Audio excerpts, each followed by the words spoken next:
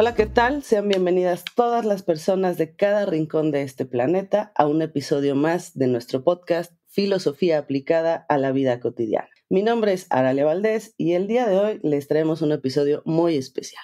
Traemos una entrevista de estas entrevistas que les han encantado en estos últimos meses, que es una entrevista a un filósofo. Vamos a hablar el día de hoy con José Carlos Ruiz, quien está presentando su libro Filosofía ante el desánimo. Y nos viene a contar por qué tuvo esta necesidad de escribir este libro y cuál es la importancia del mensaje que hay ahí y para qué nos va a servir. Sobre todo, ustedes saben que este es un podcast de filosofía aplicada. Aquí las cosas las llevamos a la práctica. Y este libro es extremadamente práctico. Es un manual para la vida. Bueno, va mucho más allá de un manual. Ahorita vamos a profundizar un poco en ello. Porque no es una receta, pero trae unas ideas muy importantes para revisar nuestro camino. Así que bueno, nada, le cedo la palabra a José Carlos. José Carlos, bienvenido, ¿cómo estás? Bien hallado, pues muy bien. ¿Qué tal vosotros? Pues aquí felices de recibirte y bueno, José Carlos, déjame abrir esta entrevista con la pregunta obligada para este podcast. ¿Tú quién eres? Es una pregunta para hacer muchos podcasts, pero por ser breve, ir al grano, pues si tengo que poner una jerarquía ahora, lo primero que soy es padre, también soy esposo, soy hijo, soy profesor de filosofía, soy hermano, en fin, definir la identidad así a bote pronto es un complicado porque siempre te deja aspectos que están en constante formación, pero bueno, de cara a la gente que nos escucha hoy, lo que más les interesará casi seguro será que soy profesor de filosofía, que escribo ensayos sobre filosofía, gran parte de ellos asociados a la vida cotidiana, y bueno, y que estoy intentando que la filosofía retome un poco el pulso de la gente de a pie. Excelente, José Carlos. Va, y bueno, a ver, precisamente este es el tema que abre tu libro, la identidad. Hmm.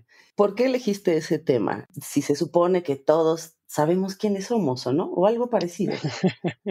Claro, tú lo has dicho, se supone, pero era un tema que llevaba ya perforándome intelectualmente la inquietud para escribir sobre esto porque desde que soy docente o desde que soy profesor, yo veía que la construcción de la identidad hasta antes de la globalización, hasta el año 2000, 2005, cosas así que Internet empieza a entrar en la vida de todo el mundo cotidiana, yo veía que hasta ese momento muchos de mis alumnos y de mis alumnas con 18, 17, 19, 20 años, bueno, pues no tenían grandes problemas de identidad, es decir, eran gente que iba con su identidad con una cercanía, con una proximidad, con una herencia, ¿no? que valoraban y recibían.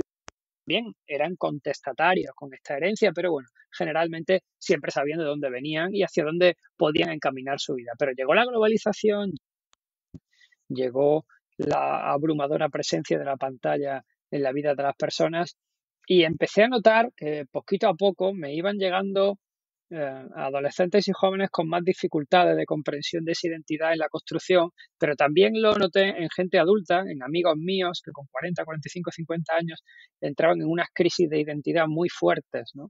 Sobre todo en los últimos 10 años, que hacían que o bien rompieran matrimonios que parecían estables por cuestiones que no siempre no estaban muy bien definidas, o bien gente que entraba en tratamientos psicológicos muy profundos, psiquiátricos, o necesitaba mucha autoayuda cuando antes no la había necesitado. Y entonces empecé a percibir, ¿no? En la proximidad una especie de desorientación en torno a quién era cada persona de las que yo más o menos tenía claro la configuración de su identidad, pero se veía que desde el interior, ese proceso en construcción constante en el que estábamos, yo creo que había perdido la referencia, había perdido la herencia, había perdido el anclaje y la hibridación con el mundo digital, ese consumo todo el rato de redes sociales, de personas que no están dentro de tu núcleo de la vivencia, me pareció que estaba haciendo un flaco favor a esa construcción estable, ¿no? y serena de la identidad. Y dije, bueno, hay que escribir de esto. Es decir, quiero hacer una diagnosis de por dónde van estas señas de identidad que están causando desánimo a una parte de la población y que quizás no lo perciben, ¿no? de manera clara. Y tienes toda la razón. Esto es un tema urgente que está entre nosotros, lo estamos viviendo actualmente. Y tu libro precisamente nos funciona como una especie de diagnóstico. Uh-huh. ¿Cuáles son estos grandes temas que encuentras que se atraviesan con nuestro problema actual precisamente para reconocernos, para entender, pues, diferencias a veces muy complejas de distinguir o a veces muy sutiles, como quizá cosas que nos confunden, como el desear poseer, ¿no? Diferencias entre carecer, perder, incluso diferencias que tú estás señalando. ¿Cuáles son estos grandes temas que encuentras como fundamentales para Mm. entendernos en la actualidad? Bueno, yo apunto en el libro a 10 temas, 10 que me parecían esenciales. Tuve que quitar unos pocos más porque si no el libro se me venía casi a 700, 800 páginas, ¿no? Pero es que yo entrar a ver por dónde se filtraba el desánimo y me di cuenta de que hay muchísimos poros en esa identidad. Por eso en el libro del fondo es una diagnosis para facilitar, ¿no?, un mapa genérico donde la gente se pueda ubicar en apenas un poco de, pues no sé, el concepto de amor, por ejemplo, ¿no? Cómo se está reconfigurando la concepción del amor en el siglo XXI o cómo estamos entrando en un proceso de amistad donde la vivencia con el otro en la presencialidad se está sustituyendo por la conexión. Entonces me parecía que también habría que revisar cómo se configura ese nuevo concepto de amistad, ¿no? Que es complicado. O, por ejemplo, una de las cuestiones que quizás están provocando más tensión en cada uno de nosotros es el tema de la edad, cómo se han llegado a generar tendencias que unifican a todo el mundo bajo la misma ansiedad por consumir o bien emociones o bien experiencia y se olvida, ¿no?, el que la edad también es un elemento consustancial al ser humano. ¿Por qué? Pues porque hay muchas cuestiones en ese concepto de edad, entre otras cosas la eliminación de lo corpóreo a favor de lo digital, que hace bueno, que perdamos de perspectiva también que hay gente que tiene experiencias vitales que son muy enriquecedoras y que no le estamos prestando atención. Luego, otro de los temas al que le dediqué tiempo y me gustó mucho analizar fue el entretenimiento. Es una sociedad, yo creo que estamos en esto todos de acuerdo, donde la acción le ha ganado la batalla a la reflexión, es decir, somos hiperactivos. Entonces, en esa hiperacción necesitas tener el tiempo ocupado constantemente. Y se ha diseñado un modelo de entretenimiento que yo creo que cercena mucho la posibilidad del deleite, es decir, que nos impide disfrutar de la vida o disfrutar del momento de una manera sosegada, tranquila, con el espacio necesario, ¿no? También creo que, bueno, si mal no recuerdo, hay otros temas de fondo, como por ejemplo el dolor, es decir, cómo se está constituyendo, se está reconfigurando nuevas cadenas de dolor que no son exclusivamente físicas, sino que hablamos de un dolor emocional, pero también intelectual, ¿no?, con nuevas violencias de hipervigilancia, donde todo el mundo está encima tuya sin que te des cuenta y tú estás encima de todo el mundo a través de esa micropantalla, ¿no?, que tienes en el bolsillo y estás todo el día pensando que estás intentando controlar, ¿no?, lo que sucede alrededor, o la nueva voluntad, es decir, cómo estamos configurando voluntades o fuerzas de voluntades que son muy débiles y son muy ligeras de cara a un mundo que no siempre es débil y ligero, sino todo lo contrario, ¿no? Y ya los últimos temas, bueno, pues hablaba del placer, que para mí es uno de los elementos que más tendríamos que analizar, ¿no? El reclamar lo que yo llamo la propiedad privada del placer, volver a reconfigurar la diferencia entre íntimo y público, ¿no? Porque el deseo, y esto es otro de los grandes cambios que yo he notado en los últimos 20 años, y es que el deseo le ha ganado la batalla al placer. Es decir, hasta hace muy poquito, yo no sé si tú estás de acuerdo, pero hasta hace poco el deseo se percibía desde una configuración muy negativa.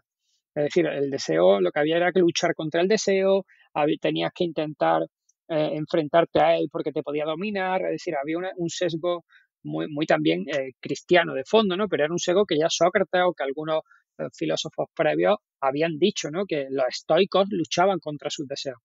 Y ahora de repente es todo lo contrario. Ahora de repente desear es bueno porque implica proactividad, implica iniciativa, implica ser alguien dinámico, mientras que el placer, perdón, parece que es negativo, que es pasivo.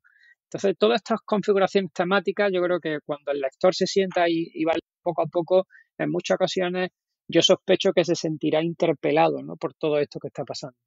Por supuesto, porque además lo vas tejiendo de una manera muy interesante en la que tú como lector ingenuo, incauto de la filosofía, puedes aproximarte, leer el índice y decir, wow, a ver, esto me suena, me ha atravesado a mí, me reconozco en el tema que estás planteando, por ejemplo, la intensidad de vivir, ¿no? Yo quiero una vida intensa, quiero una vida plena, pero no lo logro, por más que me activo y actúo y reacciono y hago cosas, pero no encuentro esa plenitud, ¿no? Así que bueno, la invitación es clara, gente, tienen que leer el libro, por favor, tiene unos contenidos muy actuales, muy importantes y déjame preguntarte algo, José Carlos, me gustaría profundizar un poco. Tienes Ujú. unas frases que a mí me encantaron, me volaron la cabeza, bueno, más bien creo que estoy totalmente de acuerdo con lo que estás señalando, ¿no? En muchas partes del libro. Y justamente te quería preguntar por la recuperación del placer. Ya que tomas el Mm, tema, ¿qué- ¿por qué hay que reapropiarnos del placer? Bueno, porque sin darnos cuenta, lo que hemos hecho es comprar el discurso del deseo para sentirnos que formamos parte de una sociedad proactiva. Y yo creo que en la jerarquía donde el placer estaba por encima del deseo, se le ha dado la vuelta a esa jerarquía y ahora mismo parece que lo importante, lo más interesante, lo que más puntos a favor gana en esa configuración del sujeto es desear, ¿no? Porque esa connotación del sistema, no voy a decir capitalista, vamos a dejarlo en el sistema productivo, ¿vale? Donde un sujeto produce siempre que tenga un deseo que lo vaya a activar. Entonces, bueno, yo creo que estamos empobreciendo el placer a la par que estamos aumentando los deseos, ¿no? Y en una sociedad donde lo pasivo, que es lo que nos está pasando, o la inacción, se perciben con un tinte negativo, el placer que entraña una recepción. Es decir, cuando sentimos placer, realmente somos sujetos pasivos que recibimos una connotación del deleite, ¿no? Bueno, pues ese estigma de negatividad que implica la pasividad se está trasladando al placer de manera muy interesada por el sistema. Es decir, yo creo que es una estrategia revolucionaria que ha facilitado el control del sujeto, es decir, controlamos a los sujetos para que no estén en el deleite constante del disfrute o del goce de su placer, que muchas veces puede ser repetitivo, y lo empujamos a que deseen, a que sean proactivos, a que sean gente con iniciativa, etcétera, etcétera, ¿no? Entonces, los nuevos desgraciados, creo que lo digo en alguna parte del libro, yo digo que los nuevos desgraciados en el siglo XXI son aquellos que son incapaces de desear, porque parece que no poseen motivos para activarse o para producir, ¿no? Y ante esto, yo reclamo ante esto una pedagogía del placer, que ahora mismo se está sustituyendo por el adoctrinamiento del deseo. Es decir, estamos ilusionados con el deseo y estamos demonizando el placer. Y esa pedagogía del placer a mí me resulta algo evidente porque quizá con mi edad, ¿no? Yo estoy ahora mismo entre los 40 y 50, bueno, pues en esa meridiana en la que divido mi vida o en esa bisagra, ese gozo de que me hace mirar hacia atrás, pero también hacia adelante, me doy cuenta de que muchos de los factores que impulsan la vida mía es la repetición del placer que ya conozco. Y eso viene desde muy pequeños nos han dado una pedagogía del placer. Es decir, nos dan a experimentar algo, te gusta y entonces incitas o activas tu deseo para repetir el placer que ya conoces. Y eso lo hacían mucho las familias en sus rituales y lo hacían mucho con los amigos y lo hacen mucho con tu pareja. Es decir, cuando tenéis algo que os provoca placer, pues buscas la situación para que el deseo se active para buscar ese placer que ya conoces. Eso implica que el placer es el primero, es decir, está en la jerarquía por encima de cualquier cosa. Pero si ahora te dicen que repetir, tiene una connotación negativa porque significa que te estás perdiendo cosas nuevas y las cosas nuevas parece que son la panacea en el siglo XXI, entonces hay mucha gente que lo de repetir empieza a percibirlo como la pérdida de nuevas oportunidades y empieza a no buscar ese placer de nuevo, sino que prefiere desear cosas nuevas que todavía no ha experimentado si son placenteras o no, sino que simplemente la imagina antes que volver al placer anterior, ¿no? Y eso implica que el deseo se pone por encima del placer. Es decir, que ya no nos deleitamos con algo que conocemos y que nos encanta y que por lo tanto sería la rutina placentera en un sujeto, sino que ahora mismo parece que desear cosas nuevas está muy por encima de llegar a disfrutar de aquello que ya conoces. Entonces creo que estamos sometiendo el placer al estigma del deseo, ¿no? Y eso a mí me parece que es tremendo, ¿no? Estamos perdiendo la capacidad de disfrutar de la vida. Por supuesto, y además nos conecta con otra cosa que tú estás diciendo en el libro. Me encantó la palabra neofilia, ¿no? Se conecta un poco con Efectivamente. la neofilia, ¿no? Que bueno, para nuestros podescuchas, que seguramente no conocen el término de neofilia, ¿qué tiene que ver esta idea de generar deseos incesantemente, que no llegan a ser satisfechos incluso, o que cuando llegan a ser satisfechos tenemos incapacidad de gozar o de que nos generen placer, porque son deseos también bastante estériles, deseos muy cortos, deseos que no nos conectan, ¿no? Y a la Mm, vez nos da terror repetir lo mismo, y queremos buscar la novedad, las experiencias distintas, nuevas, diferentes, novedosas, mm. para encontrar ahí, yo qué sé, quizá el sentido de la vida, quizá, no lo sé, pero ¿qué es la neofilia? ¿Cómo se conecta con esto? Neo significa nuevo y filia significa amor, ¿no? Entonces, la neofilia es el amor a la novedad. Básicamente viene a ser eso.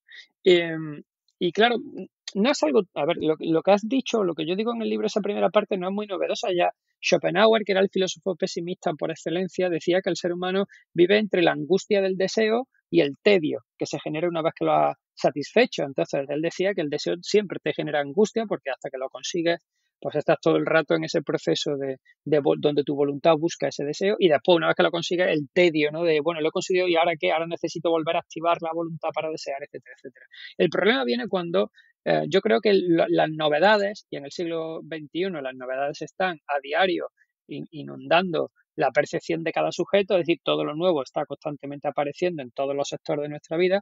El problema surge cuando la novedad se presenta como buena por sí, simplemente porque es nueva. Es decir, cuando no se hace un juicio de valor sobre si la novedad es buena o mala. Y esto se ha extendido a todas las ramas. Se ha extendido en el mundo empresarial, donde cualquier novedad que surja se intenta adoptar a una velocidad del rayo, se está extendiendo al plano educativo, donde a alguien se le ocurre una novedad que le funcione en su aula y la extrapola a todo el mundo, y entonces todo el mundo se adhiere a esas novedades directamente sin saber si eso le puede venir bien a su contexto y a sus circunstancias. Sucede con los teléfonos móviles, sucede con todo, ¿no?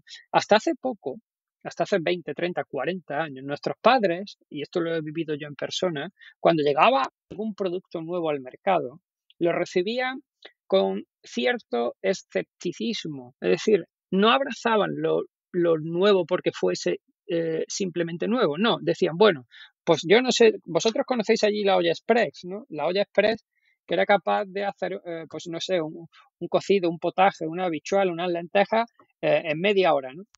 Que fueron a regalar una olla express para cocinar y decía la propaganda que lo que ella tardaba en hacer 4 horas a fuego lento, aquello lo iba a hacer en media hora.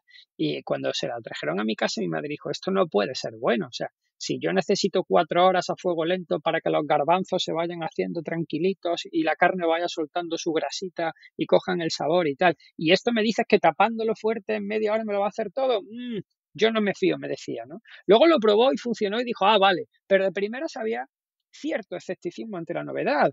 Y lo mismo pasaba a mi padre. Mi padre se fue a comprar un coche, no me acuerdo, creo que era un SEAT 131, porque salió al mercado. Y entonces me dijo, no, pero este primer año, el coche es muy bonito, me gusta, pero el primer año no me lo voy a comprar, lo compramos el segundo. Y yo le pregunté, ¿y esto por qué? Me dice, porque el primer año le saldrán los fallos y entonces se lo arreglarán y ya para el segundo pues ya estará todo arreglado. Pero de primera siempre había escepticismo con la novedad.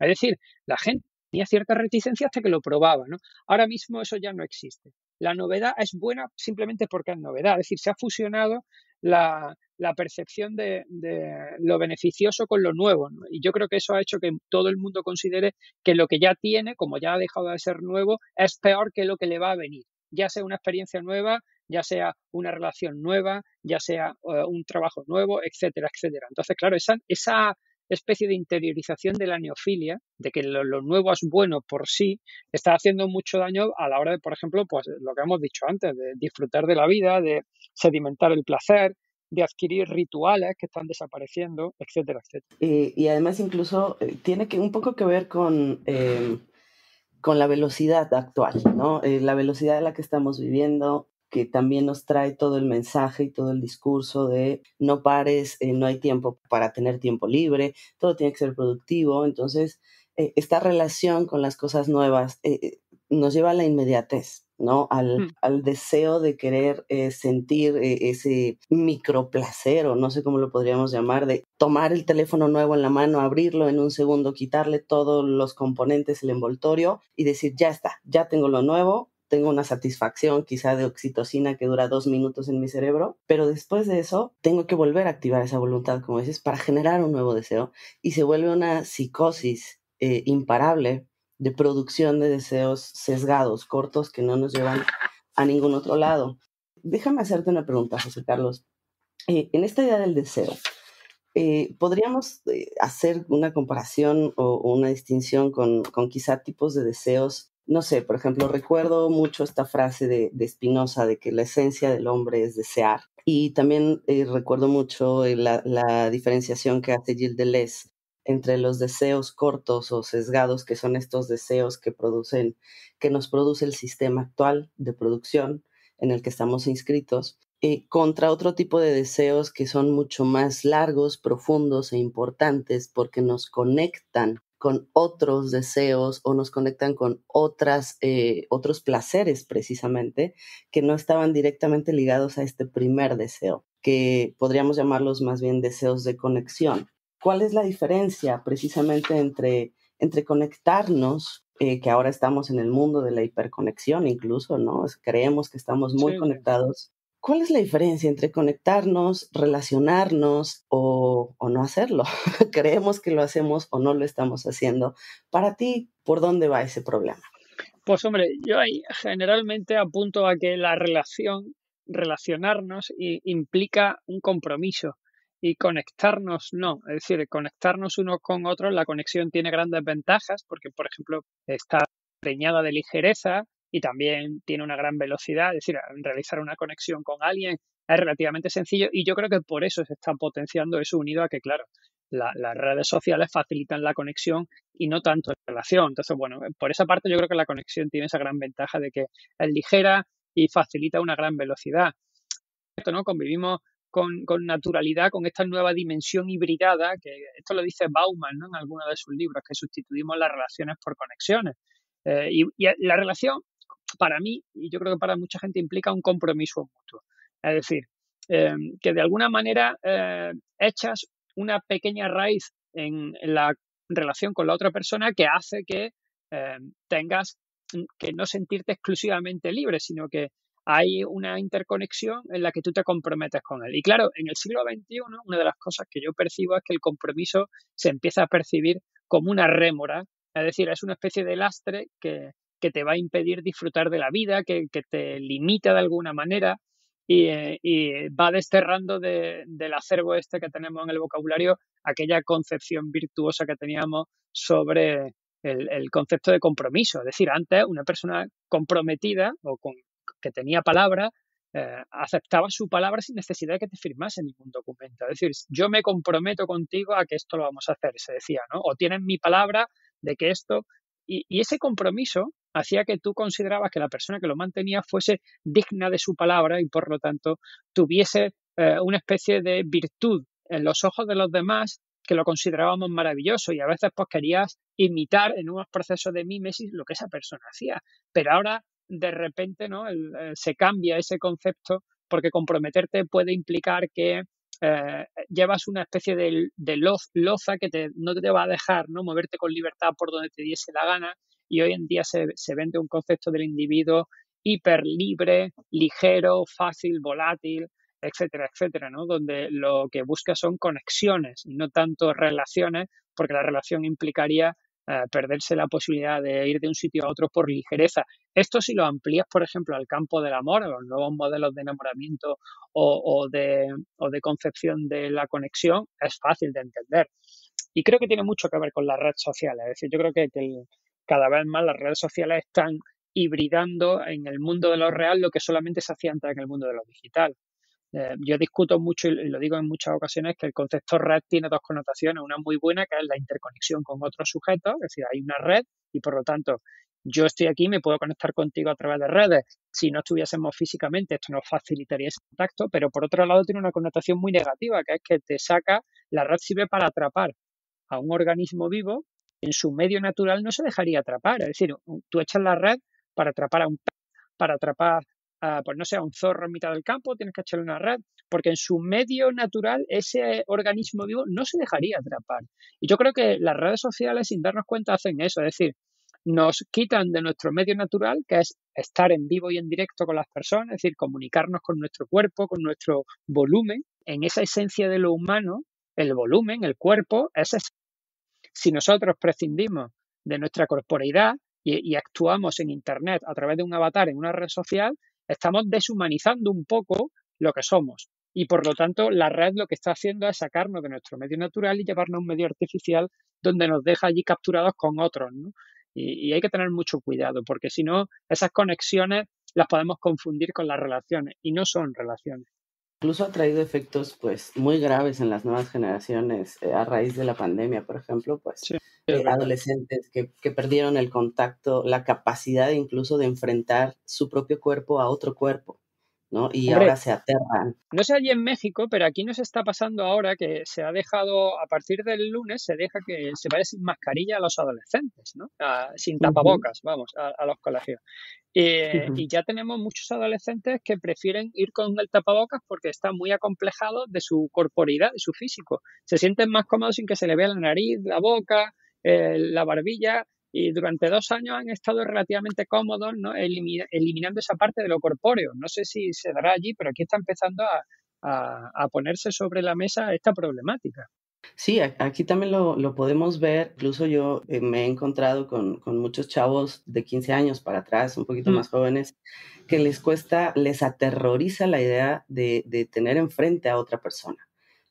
Porque justamente se esconden, ¿no? Se ocultan tras un cubrebocas, una mascarilla, unas gafas, unos audífonos, y lo único que se alcanza a ver quizá es un pedazo de piel, 1 milímetro, 2 centímetros de piel, y solo así se sienten seguros de enfrentar el mundo. Es decir, han perdido precisamente la relación con el cuerpo, con su corporeidad, y se han volcado hacia una relación totalmente virtual, pues del yo hacia el otro, ¿no? Y esto también me lleva a, pues, quizá la última pregunta, porque se nos está terminando el tiempo, aunque esta mm. conversación está súper interesante, y me encantaría continuarla, pero me lleva justamente a la idea de que la red, la hiperconexión, las redes sociales generan la fantasía de que podemos tener mucho mayor movilidad si estamos atados a estas redes, ¿no? Podemos viajar a la India virtualmente, podemos viajar a cualquier rincón del mundo desde nuestro asiento. Y entonces como una paradoja en la que queremos explorar el mundo, conocer el mundo, estar en el mundo, pero queremos hacerlo de manera virtual y en la realidad nos estamos volviendo absolutamente sedentarios. En tu libro hablas de la transhumancia. ¿Cuál es la importancia del movimiento? ¿Por qué el sedentarismo nos conflictúa y no nos ayuda a entender el ser y al revés, nos permite construir un ser muy deficiente, muy carente, muy desconectado quizá de otras formas de ser que son posibles en el mundo? ¿Qué tiene que ver el movimiento? ¿Por qué es importante? ¿Por qué los filósofos hablan de caminar todo el tiempo? ¿Qué hay ahí de Claro, importante? claro.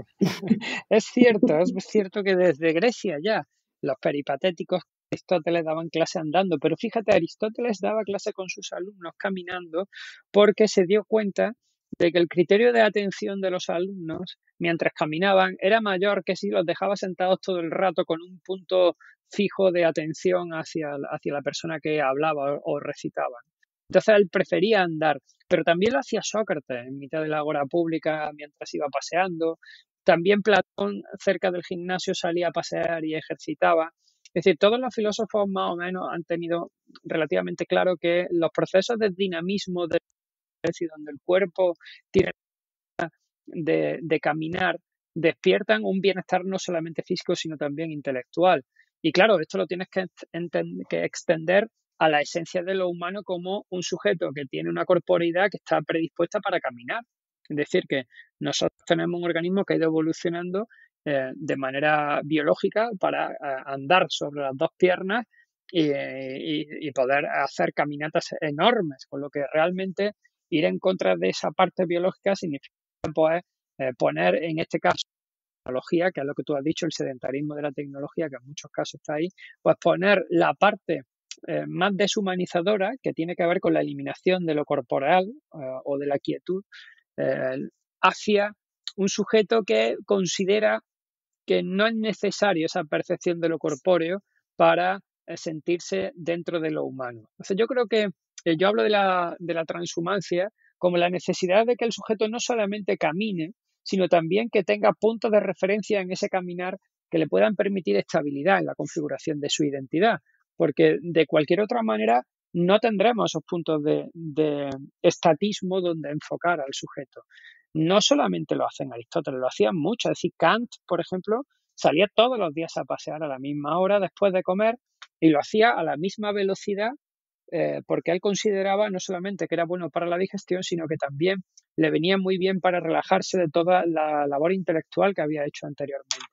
Y no faltó, dice, nada más que 2 días a lo largo de toda su vida, pero caminaba también porque entendía, ¿no?, que ese proceso físico donde el sujeto camina en el plano real, donde interacciona con la materialidad de lo que le rodea, configura una visión de la vida que no se puede configurar de otra manera. Y te pongo ejemplos de estos 2 años de pandemia. Es decir, los que somos docentes nos hemos dado cuenta de que somos insustituibles en el aula, insustituibles, por muchas videoconferencias que hagamos, por mucho que los alumnos estén en una pantalla. Cuando un sujeto se queda sentado delante de una pantalla interaccionando con otros, lo hace a través de la pantalla. Y el a través es lo importante, porque está mediatizando. Mediatizando significa que pone en medio de él y del otro sujeto, en este caso lo que pone en medio es la pantalla. Entonces, separa inevitablemente. Entonces, si separas, deshumanizas. No solamente por la información que falta, ¿no?, sino porque si no te das cuenta, empiezas a percibir que lo que estás haciendo es una relación cuando en realidad lo que estás haciendo es conectarte. Es decir, estás teniendo un vivo, un directo, pero no un vivo. Entonces, yo hablo al final en el libro de reclamar, ¿no?, la importancia de la vivencia biográfica, es decir, de experimentar la vida y que entre todos narremos la vida uno a otro en presencia, en vivo y en directo, no en directo, porque creo que estamos abusando del directo y estamos olvidando el vivo. Yo cuando algún periodista quiere una entrevista y me pilla cerca hablo de 400, 500 kilómetros a lo mejor y se puede hacer, le digo, no, pero lo hacemos en vivo y en directo. Es decir, por favor, si puedes, prefiero estar contigo tomándome un café y echando una hora de conversación, y luego ya tú sacas la entrevista, ¿vale? Pero prefiero que nos conozcamos y que tengamos esa vivencia, porque si lo hacemos a través de la pantalla, no estamos vivenciando nada, estamos haciendo un directo, pero desde luego no es un vivo. Exactamente. Y el nivel de intimidad que se puede producir es muy distinto y el nivel de la experiencia también Completamente. es muy otro, ¿no? Bueno, José Carlos, se nos terminó el tiempo. Te agradecemos muchísimo tu tiempo, tu escucha, tus palabras. Esta conversación ha estado deliciosa. Y bueno, pues nada, para despedirnos de nuestros podescuchas, recuerden, Filosofía ante el desánimo de José Carlos Ruiz. Les vamos a dejar en el episodio el enlace para que puedan ir a comprarlo rápidamente. Pero, José Carlos, dinos, pues, las últimas palabras. ¿Qué le puedes compartir a nuestro auditorio para que luchen contra el desánimo, además de que vayan, lean este libro que es bastante necesario para estos tiempos actuales? Pues mira, 2 cositas, ¿no? La primera, ya no todo el hecho de que con el libro te va a servir para luchar, pero sí te va a servir en muchos casos para identificar por dónde se está filtrando el desánimo. Entonces, una vez que sabes por dónde se está filtrando, luego cada uno tiene que poner sus propios remedios dependiendo del contexto y las circunstancias. Y luego también, pues para intentar no caer, ¿no?, en los trucos que a veces el sistema desarrolla de una manera muy sutil y muy seductora, que hace que pues la energía de todos los días que pongamos en hacer cualquier cosa sea brutal porque no hayamos jerarquizado la vida, ¿no? Entonces yo cuento una anécdota y con esto acabo ya, ¿vale? La última cosita que me parece interesante dejar ahí remarcada, cuento cómo pues, se sustituye la moda por la tendencia en el siglo XXI y no nos estamos dando cuenta. La moda antes iba teledirigida a un sector de la población muy concreta, si eras joven y te ponían un anuncio de Mercedes, del coche, pues no le echaban muchas cuentas porque sabía que eso no iba contigo, luego no activabas el deseo para llegar ahí.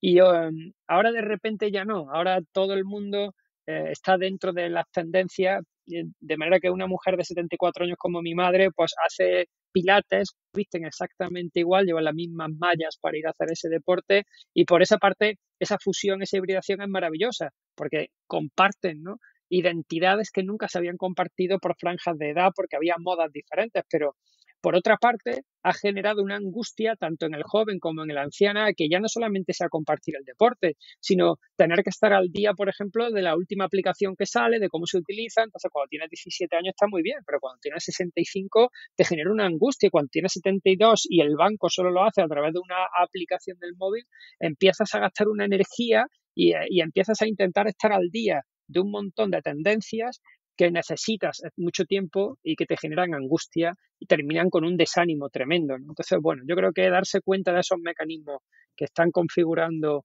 nuestra vida contemporánea igual ayuda a algunas personas que lean el libro a saber por dónde se mete ese desánimo.